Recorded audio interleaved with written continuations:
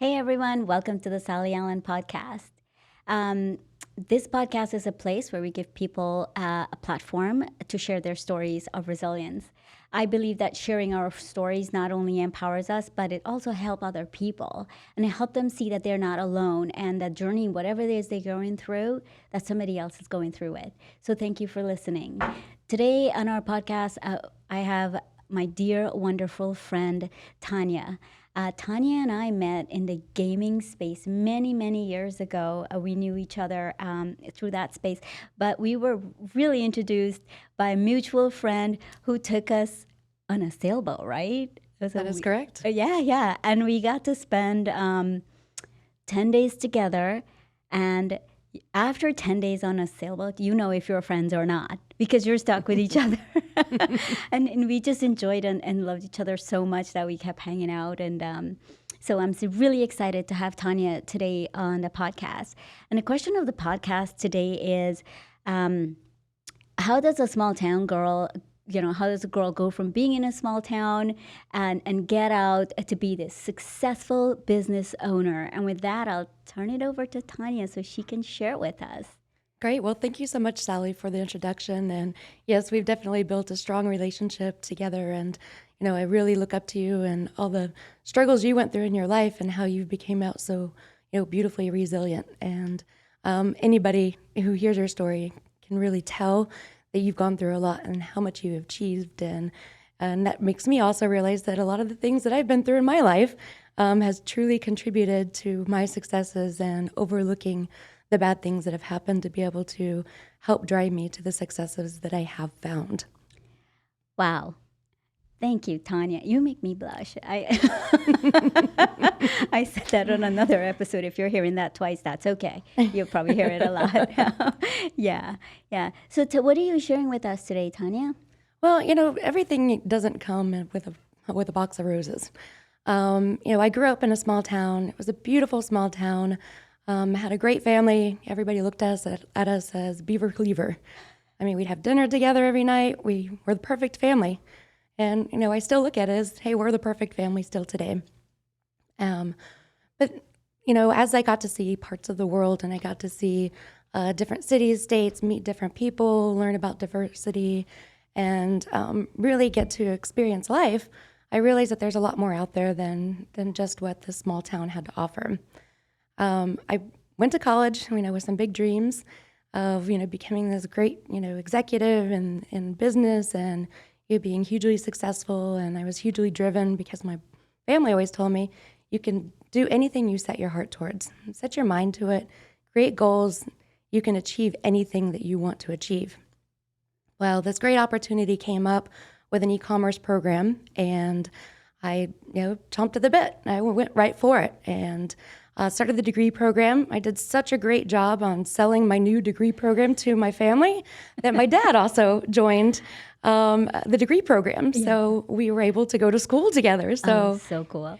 We were even able to extend that great family relationship into my college years, which was interesting and a little bit, the dynamics were a little bit different, but it was really fun. Wait, I want to ask a question on that. How was it having your dad in the same class with you? At first, it was embarrassing because I had my boyfriends and I had my girlfriends and I had all my, everybody that I hung out with and sit at the back of the class and Dad would say, "Hey, come sit by me." Oh, yeah, okay. So everybody had to be, kind of conscious as to what they said to me around my dad. Oh man, this must be awkward at times. So that was pretty interesting, but it ended up being a great experience. Well, through this e-commerce program, we got tied in with the dean of the school, who came from out of the country, and he started the School of E-commerce, and he started an incubator. Well, I was one of the top students in the degree program, and he asked me to become an intern at the company. And I was like, oh, wow, all my dreams are coming true. I'm going to be able to get experience in this program that I'm working in. And I'm going to get that real world experience that I really need to be able to feed my goals and to be able to drive that success that I wanted in the long term. Yeah. Well, I kind of had a strange feeling about this man.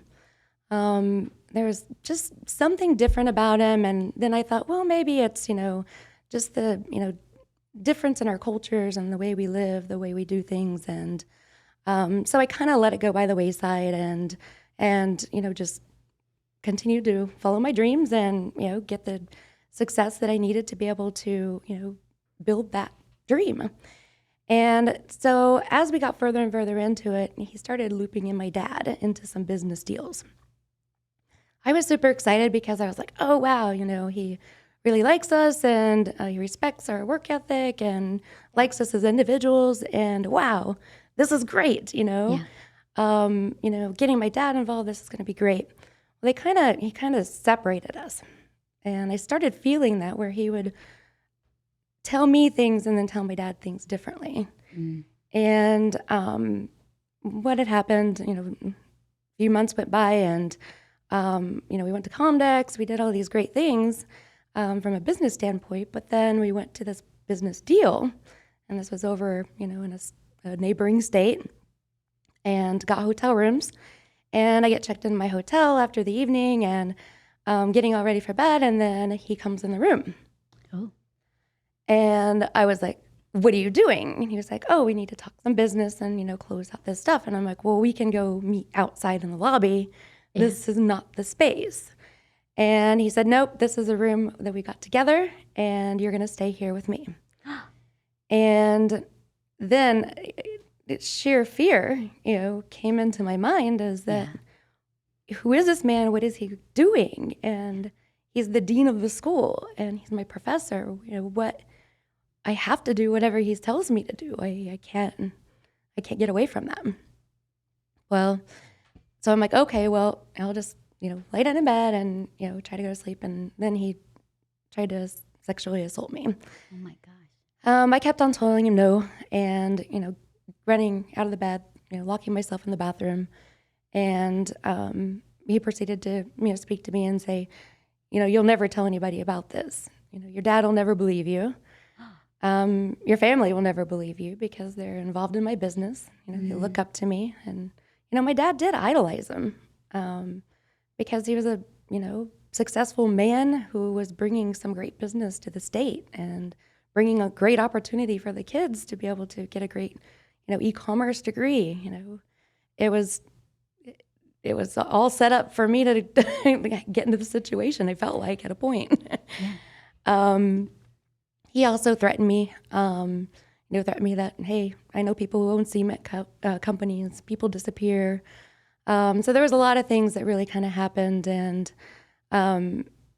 led me to be quiet about it for a while. But then I realized, it's eating at me so much. I have to be in class with this man. I have to deal with, all these things that are going on in my mind and still work with him and still making advances all the time. So I realized, well, I've got to talk to my family. I've got to, tell them what's going on. And, my dad didn't want to hear it. There's no way he could ever do this to you. He's such a great, honorable man. And, we're in business together. We do good business together. And how could you do this? And my mom believed me. And it was really tough, but there was still areas of doubt. Right. So I then realized that I put myself in the realization that I thought I was alone and that I couldn't talk to anybody about it. So I continued to distance myself, and my parents noticed that, and they drew me back in. Well, when they drew me back in, they then got in touch with the university. We had to meet with the dean of the students. We had to meet with the board of regents. We had to meet with everyone and tell, what was happening. Right. But then at that point, I was looking at my integrity. I'm like, what did you do to entice this? And, there was absolutely nothing I did. Yeah. It came unjustified. And, any student should never have to go through that. And so they transferred me to a satellite office. So I completed my degree program by myself in remote learning, which back then that didn't exist. Right. So here I am being the one isolated whenever it's nothing to do with what I did. Yeah. And And I just held my head high and said, hey, this is wrong. And, just is going to, be determined. Yeah. And the right thing's going to happen, and karma, we know what they say about that. So I continued my degree program, finished it up. At the end of the semester, they let him go, and he had to write off anything he had affiliated with the university. Okay. So that was great. He moved back to his country. He really wasn't welcome in the state anymore because it was not just me. It was 8 other girls. Wow. So, once I found that out, I was pretty in a state of depression. Yeah. Because, here I am trying to pursue my dreams, and I feel like everything came crashing down because everything I'm doing up to this point, Right. is it because he liked me? Right. Was it warranted that I was, able to do the work? Was it justified? And so I kind of went into this deep hole. And at that point, I was seeking people to, just talk to be friends with, without them, judging me on it. Right. And, again, I was alone, and, I couldn't be at the university with my friends. So I found this guy that his ex-wife worked with the same guy. And I was like, hey, I'd love to talk to you and find out how it impacted her. And, maybe you can help me in this whole situation I'm in. And he said, yes, he was awful. He told me, what she went through. And we became very close. He became my best friend. And then he became my boyfriend. Because he was the only person I felt like that I had that I could talk to and that would understand. So let me understand. 1, he is gaining your trust, and 2, he's isolating you and separating you from your family. Not only that, he's gaining your family's trust also, so they think he's this wonderful person. And, when everything comes out, that they'd be like, how could this person do this? Exactly. Yes. It was quite a gut shot. And, it was really undermining, and it just sent me into a dark space. Yeah. And that's when I started seeking out, and I found this individual. When I was in this downward spiral, he jumped on board. I found out that I didn't even know it. He was my neighbor for a number of years and didn't even know him. He knew who I was and he knew my friends were, but he was kind of seeking me for quite some time. I didn't realize this at the time.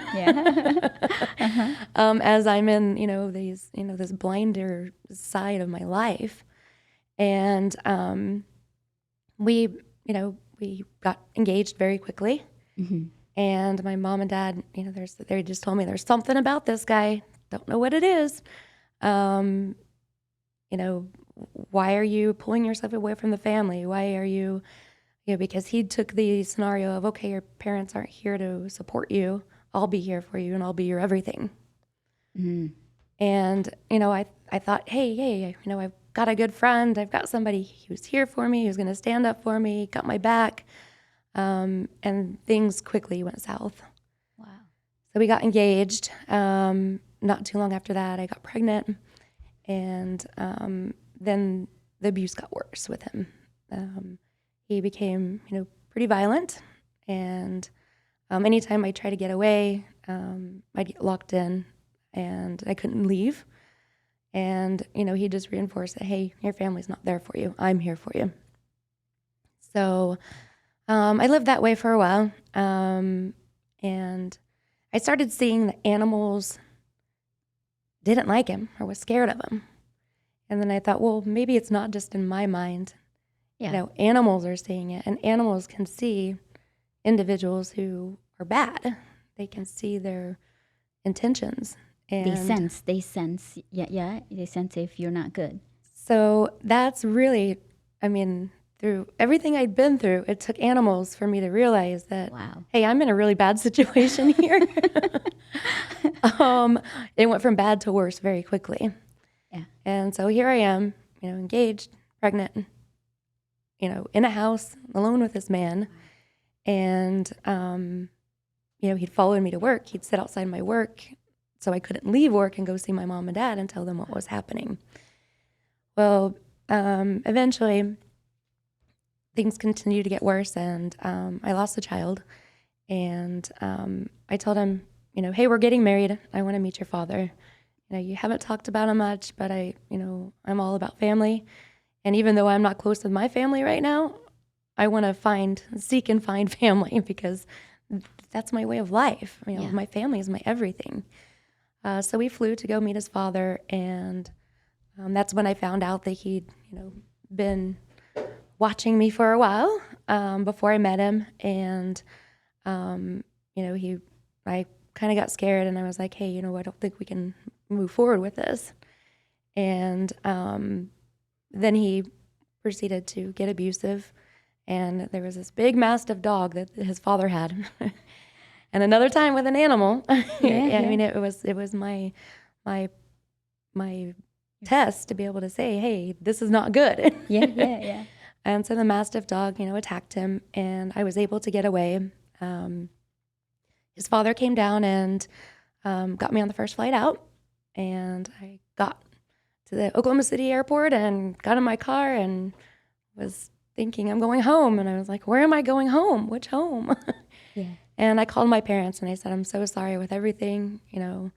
I'm sorry that I've, blocked you out of my life. And I've caused some disappointment, but I'm here and I'm back. Yeah.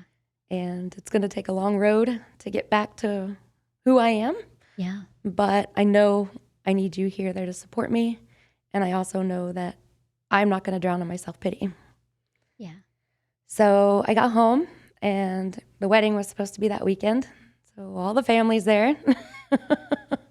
You can only imagine all your wedding guests being there and a wedding being called off. Oh my gosh. But I have to say that was one of the best decisions of my life.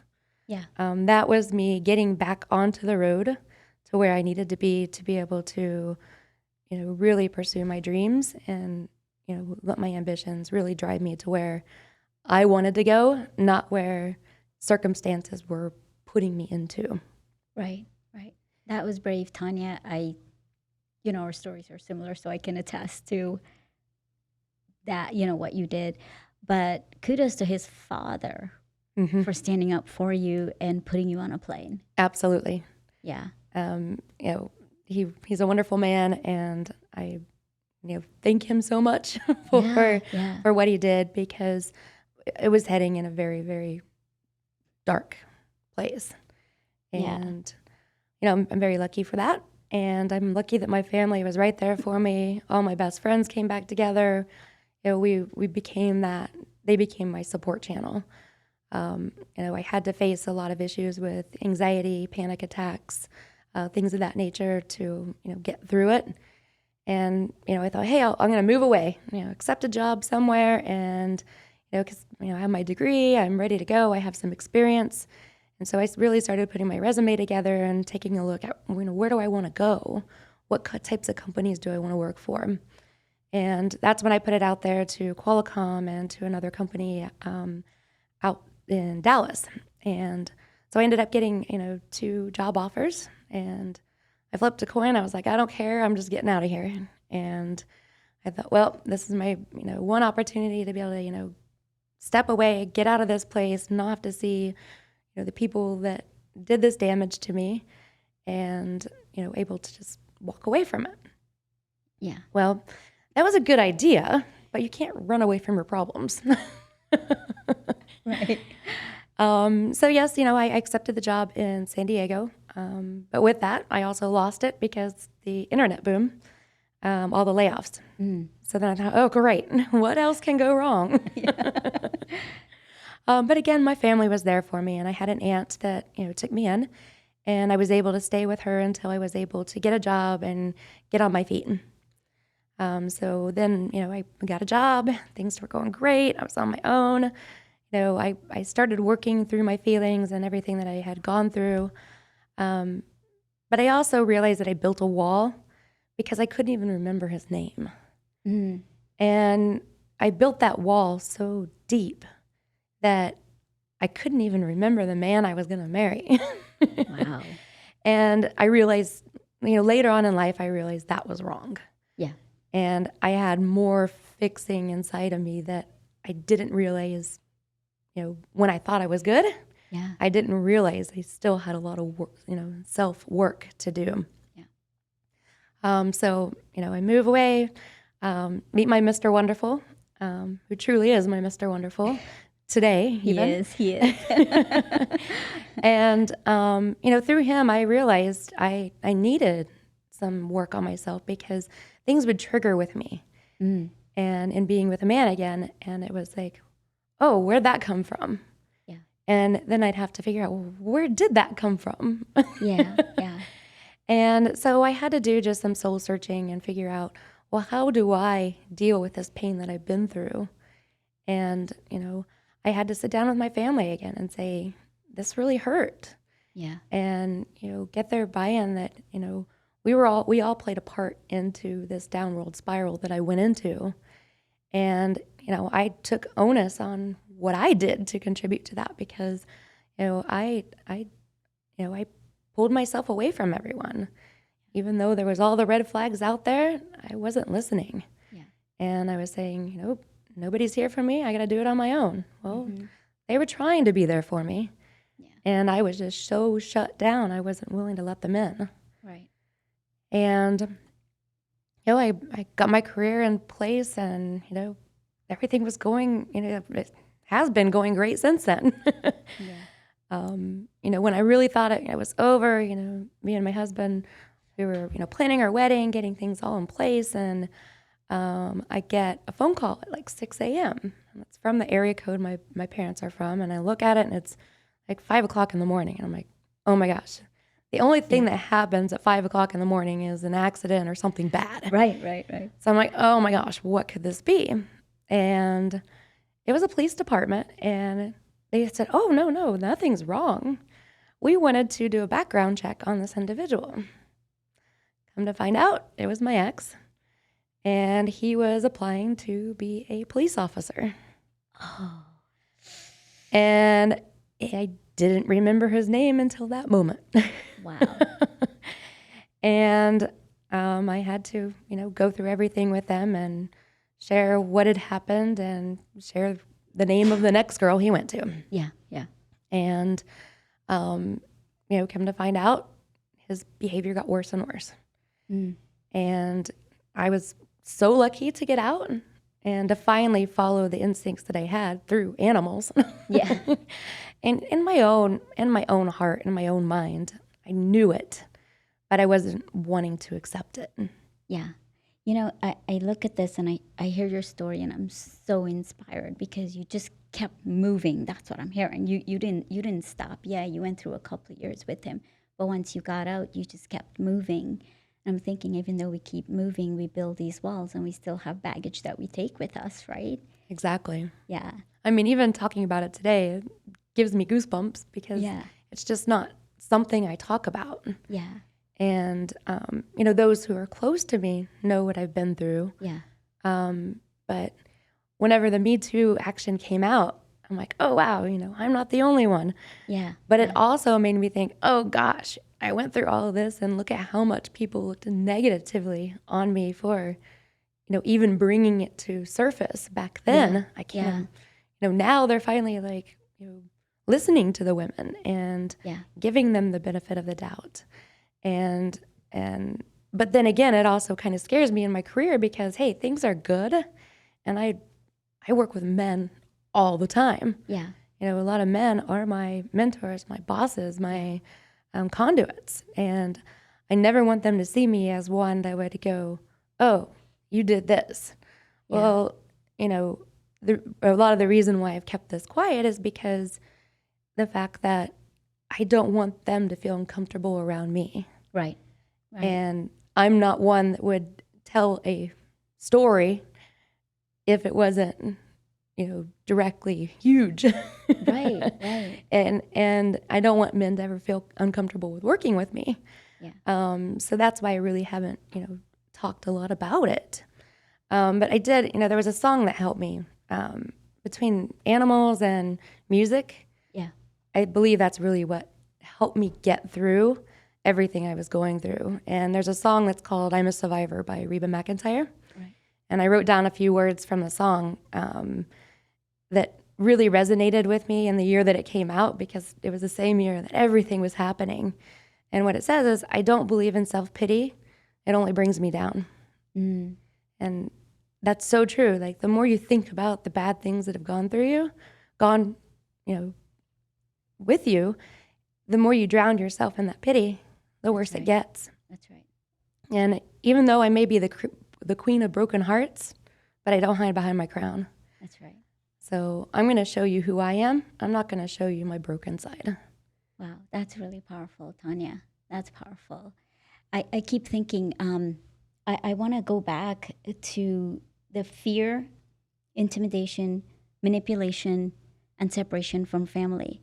What are some of the tips you will give to our listeners, to recognize when this is coming?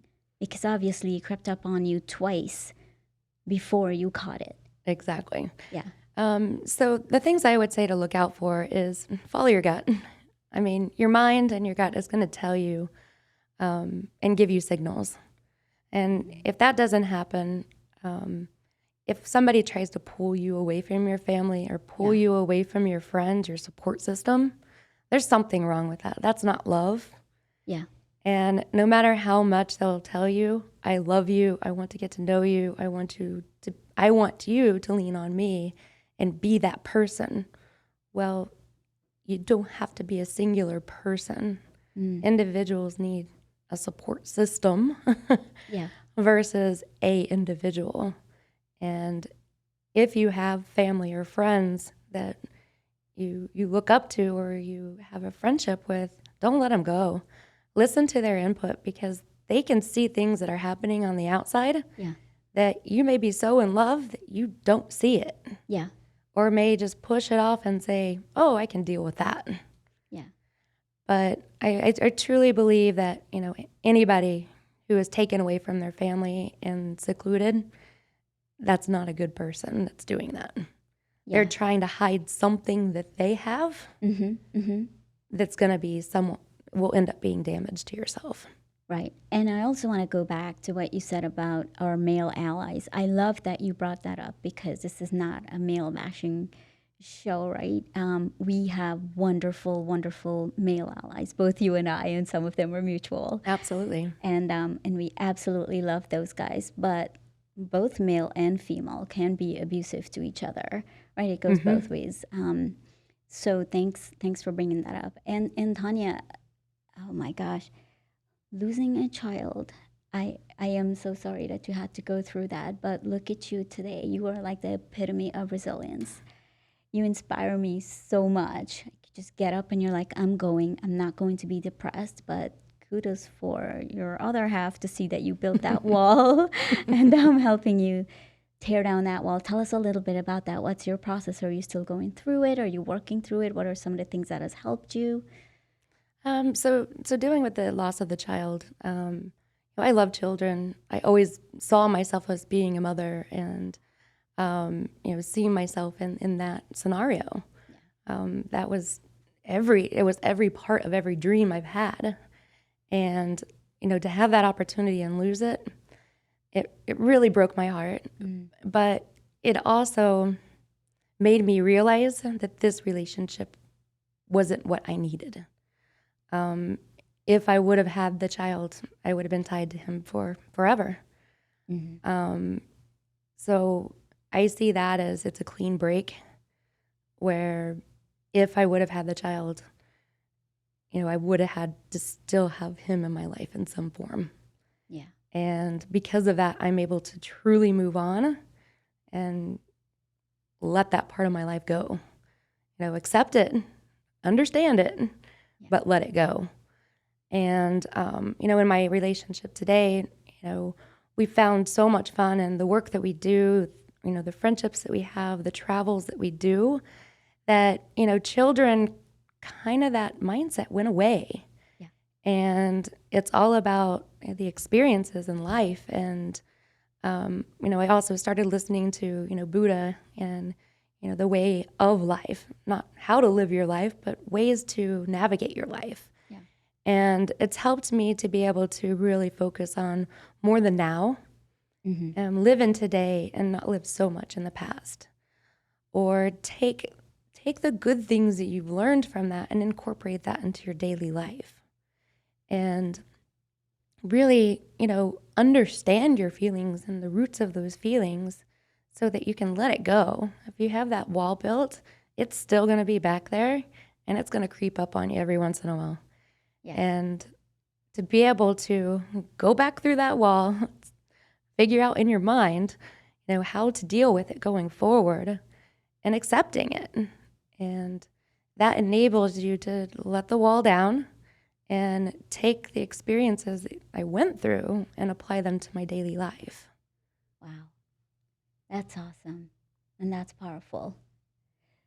So I was going to ask you what's a takeaway for the audience, but that sounds like your takeaway. Well, I have a magnet that I brought too. That's something that I look at all the time. And it says, go confidently in the direction of your dreams. Live the life that you've imagined. Yeah.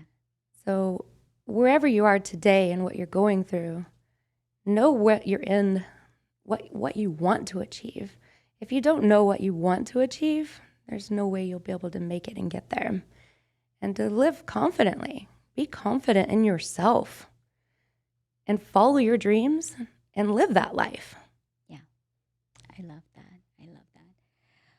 Well, friends, as you can hear from Tanya, it's never too late to start living resiliently. She's given us such great tips today. And she kind of took away the tip I was going to give, but I'll give it anyway. Follow your instinct. And our instinct and our gut are never wrong. And I wrote down 3 times as we were talking, her gut was telling her, this doesn't seem right. Something seemed off. And all 3 times, something was off. So follow your gut. And thank you so much for listening to our show. Tanya, thank you so much for coming here and being vulnerable and sharing. Thanks to our listeners. Thanks to the Sticky Paw Studios. If you like our show, rate, review, and share with your friends.